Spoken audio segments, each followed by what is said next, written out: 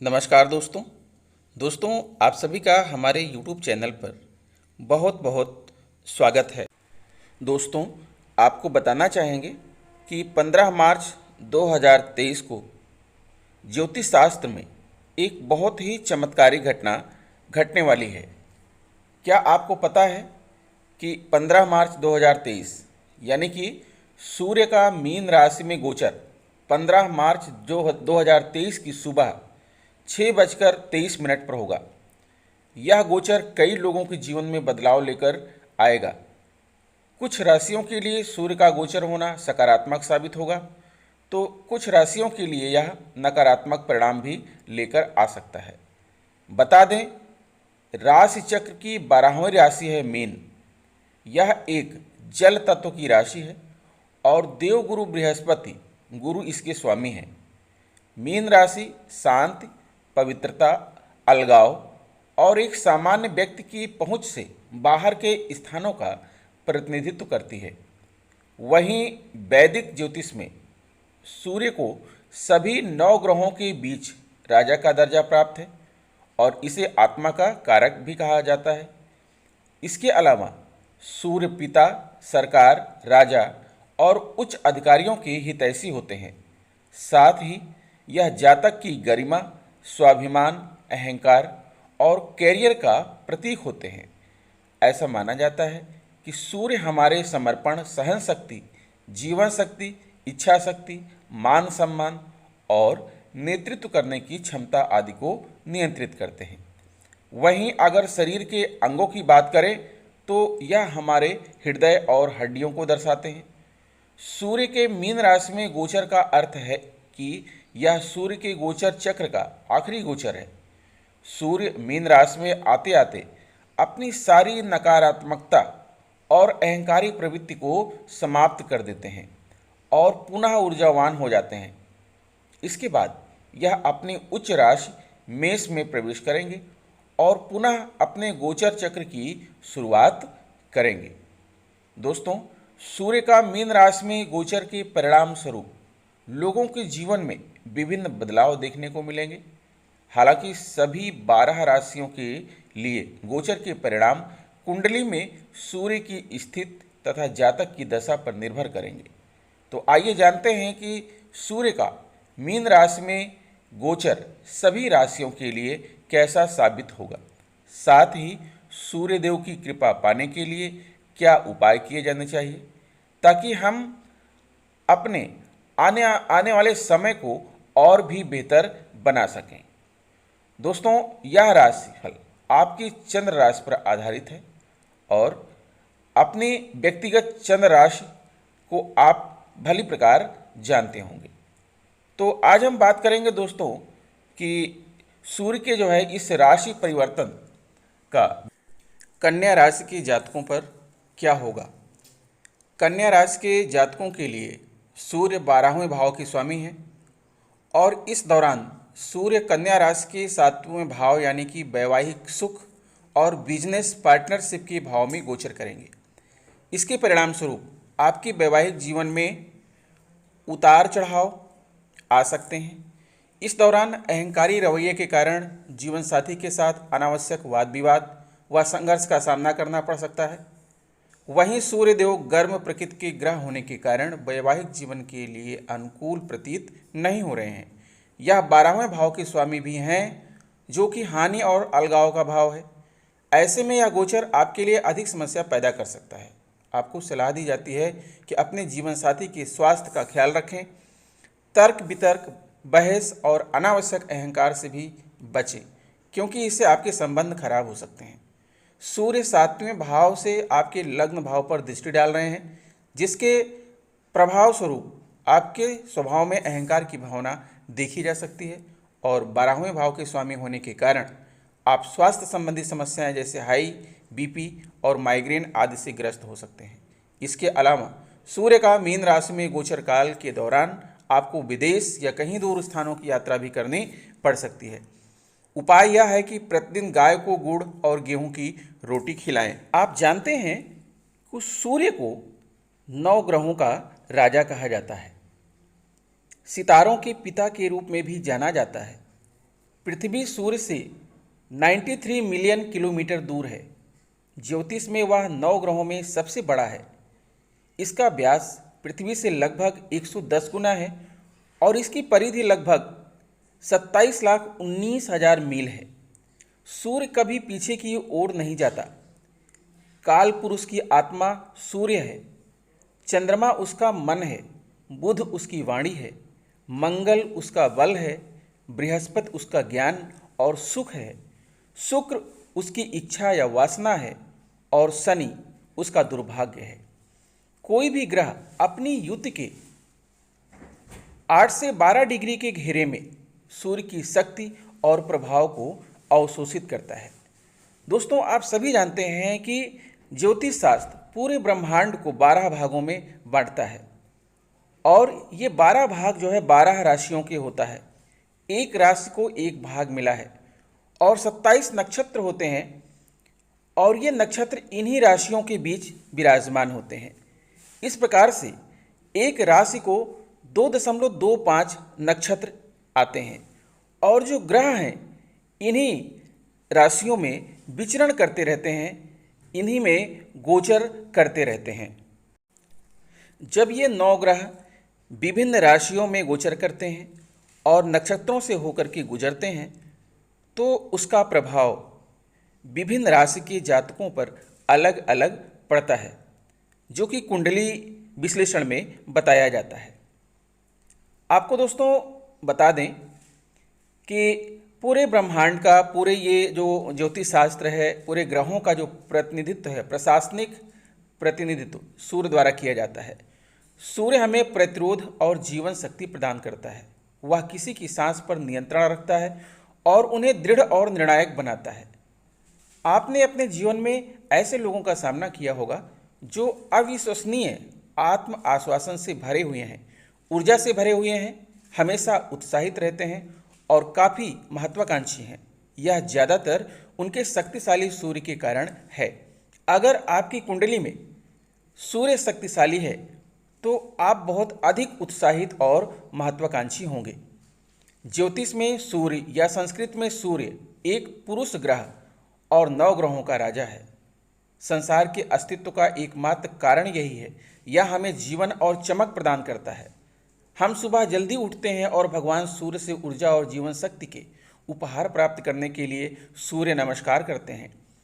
कुंडली में सूर्य प्रतिकूल हो तो जातक दबंग, स्वाभिमानी, दबंग, अहंकारी और विलासी हो सकता है। आवेग भी हृदय की समस्याओं और स्थिति या आत्मसम्मान की हानि का कारण बन सकता है।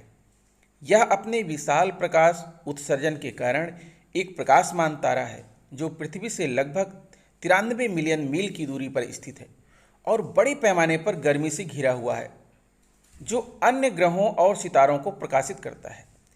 सूर्य को हिंदू परंपरा में 7 घोड़ों वाले रथ पर सवार भगवान के रूप में दर्शाया गया है। आपके ज्योतिषीय चार्ट का सार भी सूर्य है। यह एक माता पिता का सबसे महत्वपूर्ण प्रतीक है जो आपको एक नया जीवन देता है। एक महिला की कुंडली में सूर्य उसके पति या पुरुष साथी के लिए द्वितीय कारक होता है। सिंह और पंचम भाव पर सूर्य का शासन है। यह प्रत्येक राशि में लगभग 30 दिनों तक रहता है। सूर्य, चंद्रमा, बृहस्पति और मंगल के मित्र हैं, लेकिन शनि, शुक्र, राहु और केतु के शत्रु हैं। सूर्य की विंशोत्तरी दशा 6 वर्ष तक रहती है, जिसमें कृत्तिका, उत्तरा फाल्गुनी और उत्तरा आषाढ़ा इसके नक्षत्र हैं। मेष राशि में सूर्य उच्च का होता है, जबकि तुला राशि में यह कमजोर होता है। माणिक्य इसका रत्न है। अच्छा स्वास्थ्य, अच्छी सुंदरता, अच्छी या उच्च शिक्षा, रोजगार की अच्छी संभावनाएं, नौकरी में उच्च पद, नेतृत्व और वर्चस्व की क्षमता, अच्छी सामाजिक स्थिति और भौतिक सुख सुविधाएं सभी चार्ट में एक शक्तिशाली सूर्य के संकेतक हैं। यह राजनीति, कानून, प्रवर्तन या एक वक्ता, प्रशासक, ठेकेदार, चिकित्सक या फार्मासिस्ट के रूप में पेशा बना सकता है। आपकी निर्भीकता, पहल, अहंकार, बुद्धिमत्ता, इच्छा शक्ति, आध्यात्मिकता और भाग्य का मार्ग सभी सूर्य द्वारा दर्शाए गए हैं। गर्म ग्रह होने के कारण आप चिड़चिड़े हो जाते हैं, क्योंकि सूर्य दाता हैं। आप दयालु, नेक दिल, जिम्मेदार, शाही और आशावान होंगे। शरीर में सूर्य स्वास्थ्य, सिर, शरीर, हड्डियों की संरचना, रक्त, मस्तिष्क, पित्त, पाचन, वाणी, अंग, हृदय और पुरुषों के लिए दाहिनी आंख और महिलाओं के लिए बाईं आंख, पुरुषों के लिए दाहिनी आंख और महिलाओं के लिए बाईं आंख को दर्शाता है। तेज धूप आपको फिट और ऊर्जावान बनाए रखती है। कमजोर सूर्य अन्य चीजों के अलावा दृष्टि संबंधी समस्याओं, पाचन समस्याओं, हृदय की समस्याओं, दंत समस्याओं, हड्डियों को फ्रैक्चर, बुखार, उच्च रक्तचाप, गंजापन, हड्डी के कैंसर और कमजोर प्रतिरक्षा प्रणाली का कारण बनता है। तो दोस्तों, अगर आपकी कुंडली में, आपकी राशि में अगर सूर्य मजबूत स्थिति में होगा तो आपको शुभ फल देगा, लेकिन अगर आपकी कुंडली में सूर्य कमजोर स्थिति में होगा तो आपको अशुभ फल भी दे सकता है। तो इसका विश्लेषण हम बाद में करेंगे कि किस राशि के जातकों के लिए सूर्य और गुरु दोनों का एक साथ राशि परिवर्तन हितकारी है और किसे सावधान रहना है। दोस्तों, जुपिटर या बृहस्पति जो सूर्य के साथ मीन राशि में एक साथ परिवर्तन कर रहा है, जिसे देवगुरु बृहस्पति कहते हैं, इंग्लिश में जुपिटर कहते हैं। आप जानते हैं कि एक विशाल और सबसे शक्तिशाली ग्रह है। यदि सूर्य और मंगल दोनों कठोर ग्रह हैं और बुध तटस्थ है तो बृहस्पति या बृहस्पति संस्कृत में सबसे शक्तिशाली और सकारात्मक ग्रहों में से एक है। बृहस्पति भगवान की गुरु और आकाश के स्वामी हैं। बृहस्पति ज्योतिषीय बड़ा ग्रह है। बृहस्पति देवताओं का गुरु है। बृहस्पति को प्राचीन यूनानियों द्वारा देवताओं ज्यूस के पिता के रूप में जाना जाता है। बृहस्पति को फॉर्च्यूनर के रूप में जाना जाता है। यदि वह कुंडली में अच्छी स्थिति में है तो वह सौभाग्य की एक महत्वपूर्ण राशि प्रदान करता है। ऐसा कहा जाता है कि यदि बृहस्पति शक्तिशाली है और एक चार्ट में अच्छी तरीके से स्थित है, चार्ट का मतलब दोस्तों यहाँ पर आप वही समझ लीजिए कि जो आपकी कुंडली है जिसमें 12 भाव होते हैं, अर्थात पूरे ब्रह्मांड या आकाश को 12 भागों में बांट दिया गया है और प्रत्येक भाग का प्रतिनिधित्व एक राशि करती है।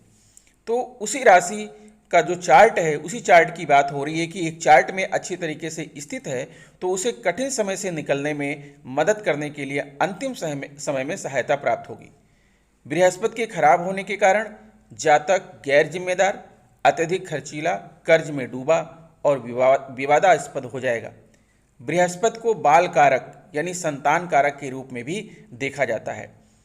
बृहस्पति जन्म कुंडली में धनु और मीन राशि के साथ साथ 9वें और 12वें भाव पर शासन करता है। यह प्रत्येक राशि में 13 महीने और उन सभी के माध्यम से 12 साल का चक्कर लगाता है। बृहस्पति सूर्य, चंद्रमा और मंगल के अनुकूल है, लेकिन शुक्र या बुध के लिए नहीं। पुनर्वसु, विशाखा और पूर्वा, भाद्रपद जो नक्षत्र हैं, इस विंशोत्तरी दशा के नक्षत्र हैं जो 16 वर्ष तक रहती हैं। कर्क राशि में गुरु उच्च का होता है, जबकि मकर राशि में नीच का होता है। बृहस्पति का जन्म रत्न, पुखराज या पीला नीलम है। यह पीले रंग का होता है। यह अपनी स्थिति से 7वें, 5वें और 9वें भाव को देखता है। बृहस्पति महिलाओं के लिए एक बहुत ही महत्वपूर्ण ग्रह है, क्योंकि यह जीवन साथी का प्रमुख कारक है और शादी के फैसलों में महत्वपूर्ण प्रभाव डालता है। बृहस्पति राजनीति और प्रशासन पर शासन करता है और लगभग सभी प्रभावी राजनेताओं का बृहस्पति मजबूत होता है। बृहस्पति ज्ञान और ज्ञान का ग्रह है, इसलिए कुछ व्यवसायों के लिए बृहस्पति से संबंधित ज्ञान की एक विशेष धारा की आवश्यकता होती है। बृहस्पति अन्य लोगों के अलावा वित्तीय सलाहकारों, बैंकरों, राजनेताओं, नौकरशाहों, वकीलों, चिकित्सकों, पुजारियों, न्यायाधीशों, शिक्षकों और ज्योतिषियों को प्रभावित करता है। संतान, धन, संपत्ति, शिक्षा, पिता और बड़े भाई बहनों के संबंध में बृहस्पति की स्थिति का परीक्षण करें। बृहस्पति एक धार्मिक और आध्यात्मिक ग्रह है।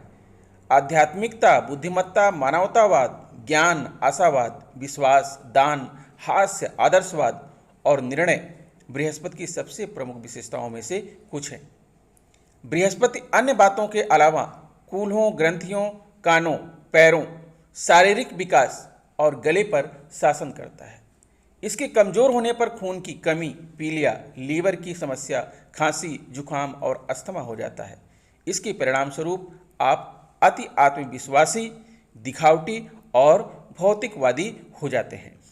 तो दोस्तों, आपने सूर्य और बृहस्पति की प्रकृति को जाना, आपने उनके व्यवहार को जाना, उनके गुणों को जाना, आपने उनकी विशेषताओं को जाना। तो सूर्य और गुरु दोनों ही एक साथ 15 मार्च 2023 को मीन राशि में गोचर कर रहे हैं। तो इस गोचर का मीन राशि के जातकों पर क्या प्रभाव पड़ेगा तथा अन्य राशि के जातकों का क्या प्रभाव पड़ेगा, बृहस्पति किस राशि में उच्च रहेंगे, किस राशि में नीच रहेंगे, इसी प्रकार सूर्य किस राशि में उच्च रहेंगे, किस में नीच रहेंगे, कहाँ प्रतिकूल प्रभाव डालेंगे, कहाँ अनुकूल प्रभाव डालेंगे, आपको हम अपनी इस वीडियो में बता रहे हैं। आप वीडियो के अंत तक बने रहिए। तो आइए जानते हैं दोस्तों कि मीन राशि के जातकों पर जो है इस महाचमत्कारी घटना का क्या प्रभाव होगा। साथ में हम आपको यह भी बताएंगे कि अगर आपकी राशि में बृहस्पति या सूर्य नीच की स्थिति में है, कमजोर स्थिति में है, तो आपको विघ्न बाधाओं से बचने के लिए सूर्य के क्या उपाय करने होंगे, बृहस्पति के क्या उपाय करने होंगे। तो आइए हम सबसे पहले जान लेते हैं कि मीन राशि के जातकों के ऊपर इस चमत्कारी घटना का क्या प्रभाव पड़ेगा। दोस्तों, आपको एक बात और बताना चाहेंगे। बुधवार 15 मार्च को सूर्य ग्रह का राशि परिवर्तन होगा। सूर्य देव मीन राशि में प्रवेश करेंगे। इस वजह से 14 अप्रैल तक खरमास रहेगा। ध्यान दीजिएगा, 14 अप्रैल तक खरमास रहेगा। खरमास में सूर्य अपने गुरु बृहस्पति की सेवा में रहते हैं। इस वजह से इस माह में शुभ कार्यों के लिए मुहूर्त नहीं रहते। खरमास में दान, पुण्य, तीर्थ, स्नान और मंत्र करने की परंपरा है। 15 मार्च को मीन संक्रांति होने से इस दिन सूर्यदेव की विशेष पूजा जरूर करें। सुबह जल्दी उठें और स्नान के बाद सूर्यदेव तांबे के लोटे से जल चढ़ाएं। इसके लिए लोटे में जल के साथ लाल फूल, चावल भी डाल देना चाहिए। जब सूर्य एक राशि से दूसरी राशि में प्रवेश करता है तो ज्योतिष में इसे संक्रांति या संक्रमण कहा जाता है। 15 मार्च सूर्य मीन राशि में प्रवेश करेगा तो इस दिन मीन संक्रांति मनाई जाएगी। संक्रांति पर पवित्र नदियों में स्नान करने की परंपरा है। स्नान के बाद दान पुण्य करना चाहिए। श्री कृष्ण ने भी की है सूर्य की पूजा। सूर्य पंचदेवों में से एक हैं। पंचदेवों में गणेश जी, शिव जी, विष्णु जी, देवी दुर्गा और सूर्यदेव शामिल हैं। भविष्य पुराण के ब्रह्म पर्व में श्री कृष्ण और शाम श्री कृष्ण के पुत्र की बात बताई गई है। इस प्रसंग में श्री कृष्ण ने शाम को सूर्य पूजा करने के लिए प्रेरित किया। श्री कृष्ण कहते हैं कि जो लोग सूर्य पूजा करते हैं उन्हें ज्ञान, मान सम्मान की प्राप्ति होती है। मैंने भी सूर्य पूजा की है। तो ऐसे कर सकते हैं सूर्यदेव की सरल पूजा। खरमास में रोज सुबह जल्दी उठें और स्नान के बाद उगते सूर्य को जल अर्पित करें। जल अर्पित करने के बाद सूर्य मंत्रों का जाप करना चाहिए। सूर्य मंत्र है ओम सूर्याय नमः, ओम भास्कराय नमः, ओम आदित्याय नमः, ओम दिनकराय नमः, ओम दिवाकराय नमः, ओम खगोलकाय स्वाहा। इन मंत्रों का जप किया जा सकता है। खरमास में आपको कुछ शुभ कार्य करना होगा। खरमास में गायों की देखभाल के लिए धन का दान करें। गायों को हरी घास खिलाएं। ज़रूरतमंद लोगों को धन और अनाज का दान करें। अभी गर्मी शुरू हो जाएगी, ऐसे में ज़रूरतमंद लोगों को जूते, चप्पलें और छाते का दान करें। सूर्यदेव चीज़ें जैसे तांबे का बर्तन, पीले या लाल वस्त्र, गेहूँ, गुड़, मणिक, लाल चंदन का दान करें। रोज़ सुबह शिवलिंग पर जल चढ़ाएं। बेलपत्र और फूलों से शिवलिंग का श्रृंगार करें।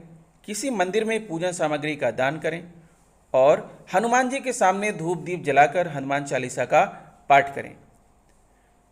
श्री कृष्ण के बाल स्वरूप बाल गोपाल का अभिषेक करें और माखन मिश्री तुलसी का भोग लगाएं। आप हमारी वीडियो पर बने रहिए और आप अपनी राशि के अनुसार राशिफल देखते रहिए और उसके अनुसार आपको क्या करना चाहिए, क्या नहीं करना चाहिए, यह भी हम आप अपनी वीडियो में आपको बताते रहेंगे। तो दोस्तों अगर आपको वीडियो हमारी अच्छी लगे तो प्लीज़ चैनल को सब्सक्राइब कर लीजिएगा, इसे लाइक कीजिएगा। मिलेंगे आपसे नेक्स्ट वीडियो में कुछ नई चीज़ लेकर, तब तक के लिए नमस्कार।